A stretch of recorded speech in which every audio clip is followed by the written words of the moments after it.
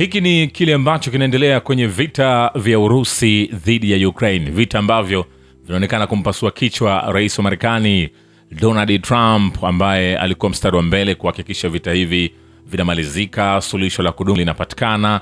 Lakini Umoja wa Ulaya wanakuwa sikio la kufa ambalo halisikii dawa, wanaendelea kumpanikisha Zelensky, kitu ambacho kinakuwa kinaharibu mipango ya Trump kwenye kufanikisha hili. Na nikwambie, rais wa Ukraine Volodymyr Zelensky ameitaka jumuiya ya kimataifa ichukue hatua baada ya nchi yake kushambuliwa na Urusi zaidi ya mara 4,000 kutokea angani kwa muda wa wiki nzima.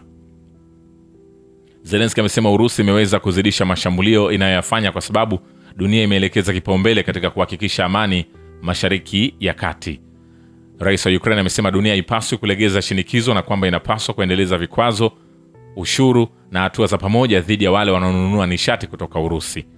Wakati huo huo, jeshi la anga la Ukraine limeripoti mashambulio mengine 100 yaliyofanywa na Urusi hii leo kwa kutumia droni. Katika mashambulio hayo, Urusi imelenga miundombinu ya nishati nchini Ukraine. Miji kadhaa ya kusini, kaskazini na mashariki mwa nchi hiyo pia imeweza kushambuliwa, kwa mujibu wa taarifa hiyo ya Volodymyr Zelensky ambaye ni rais wa taifa la Ukraine. Wakati hayo yakiendelea, kwingineko ni kwamba usiku kucha walinzi wa anga wa Urusi wa ndege 103 zisizokuwa na rubani katika maeneo ya Urusi. Wizara ya ulinzi ya Urusi imeripoti hayo yakiendelea. Wanajeshi wa Ukraine wakiwemo mamluki wa kigeni wamepata hasara 4,000 katika vita karibu na mpaka wa Jamhuri ya Watu Lugansk. Mtaalamu wa kijeshi Andrei Marochko anasema katika wiki iliyopita vikosi vya kijeshi vya Ukraine vilipoteza wanamgambo 4,045 na mamluki wa Kiukraini katika maeneo ya uwajibikaji wa vikundi vya vita vya kaskazini, kusini na magharibi karibu na Lugansk People's Republic.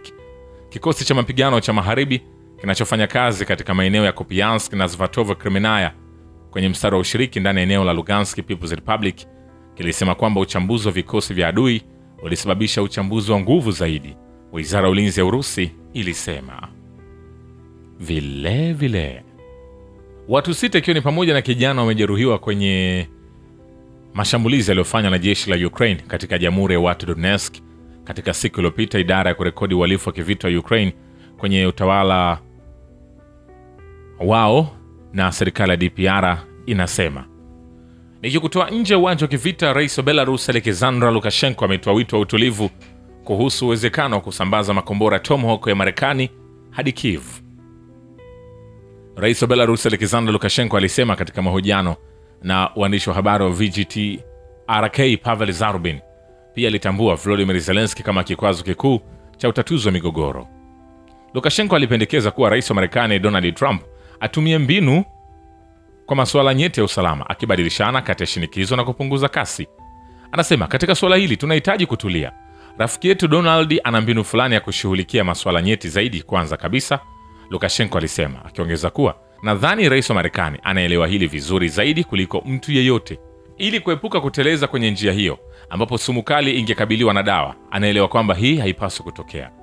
Lukashenko aliweka jukumu la msingi kwa mchakato wa amani uliokwama kwa Zelensky, akibainisha, tumekuwa tukipokea habari nyingi kutoka katika siku za hivi karibuni kwamba suala hapa sio la Marekani ya Amerika ambayo ina nia kubwa ya maendeleo hapa, sio na Urusi ambayo iko tayari kwa maendeleo, na si kwa viongozi wa Ulaya, lakini tatizo liko zaidi kwa Volodymyr Zelensky. Alitoa onyo kali kuhusu mustakabali wa Ukraine, akisema kwamba Urusi inasonga mbele, nasema hili kwa kuwajibika, huku nikizingatia kwa vitendo kila siku, na hii inaweza kusababisha kutoweka kwa Ukraine kama taifa. Vile rais wa taifa la Marekani Donald Trump amekiri kuwa mgogoro wa Ukraine haungetokea kama si sera za watangulizi wake Barack Obama na Joe Biden. Anasema, kama rais mwenye heshima, si rais mkuu kama mimi, si rais mkuu ikiwa rais anayestahili angekuwepo, haungekuwepo mgogoro wa Urusi na Ukraine. Na ningesema hata zaidi, hii ilikuwa sera mbaya ya Biden na Obama, Trump aliwaambia waandishi wa habari kwenye ndege ya Air Force One kuelekea Mashariki ya Kati. Trump amesema kuwa, akidai mara kwa mara kwamba mzozo wa Ukraine haungezuka kama angeshinda uchaguzi wa urais wa Marekani mwaka 2020 badala ya Biden. Pia Trump mara nyingi anaonyesha masikitiko yake kwa kurithi mgogoro wa Ukraine kutoka kwa utawala uliopita ulioongozwa kidemokrasia, akidai kuwa anafanya juhudi za kutatua mzozo huo. Vile Volodymyr Zelensky amesema amepiga simu nyingine na rais wa Marekani Donald Trump. Hiyo ni ya pili ndani ya siku mbili.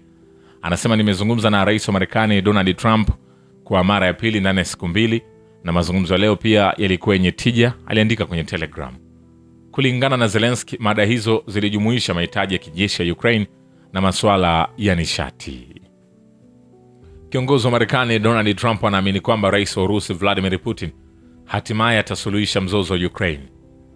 Kwa kweli nadhani rais Putin angeonekana mzuri ikiwa angetatua hili, na nadhani atalisuluhisha, Trump alisema akiwa kwenye ndege ya Air Force One kuelekea Mashariki ya Kati.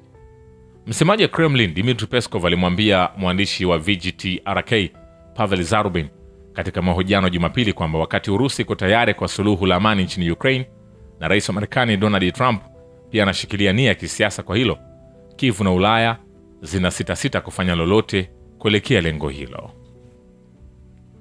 Vilevile wanajeshi wa Urusi wameingia Konstantinovka katika Jamhuri ya Watu Donetsk na kuanza kushambulia katika sehemu ya mashariki ya jiji. Mtaalamu wa kijeshi Andrei Marochko anasema wanajeshi wa Urusi waliingia eneo hilo baada ya mwendo wa kasi kutoka upande wa makazi ya Predetechino.